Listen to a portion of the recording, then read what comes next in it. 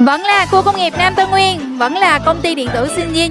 Nhưng sáng nay có bạn đi nhận việc rất đông. Đây là hình ảnh các bạn công nhân trước cổng công ty nha mọi người. Em đang quay cho mọi người xem ha. Thì công ty này là công ty điện tử nằm tại khu công nghiệp Nam Tân Nguyên, gần cư xá Lợi 2, gần cây xăng Kim Hằng và gần với chợ Quang Minh 3, gần khu dân cư Phúc Đạt nữa, cho nên là khu vực này có chợ đi bộ. Các bạn nào mình chưa có phương tiện mình có thể đi bộ đi làm nha. Thì công ty điện tử này là sản xuất về cái dây cáp điện ô tô, tất cả công đoạn thì các bạn đứng làm, nhưng mà 2 tiếng các bạn được nghỉ giải lao là 10 phút. Trưa thì các bạn được nghỉ 1 tiếng để mình ăn cơm trưa, và chiều thì các bạn được nghỉ 30 phút để ăn cơm chiều. Công ty lo cơm 2 bữa luôn. Thì công ty này các bạn đi làm hành chánh tăng ca, không làm ca đêm. 8 giờ các bạn sẽ vô ca làm việc và tăng ca tối đa là 22 giờ. Hiện tại thì công ty tăng ca đều nha.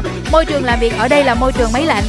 Công việc nhẹ và dễ làm, không cần trình độ và không cần kinh nghiệm nha. Những bạn nào mình đang cần tìm việc thời vụ, các bạn cứ để lại bình luận tại video, em sẽ hỗ trợ tư vấn. Chúc mọi người sớm có được một công việc phù hợp ạ.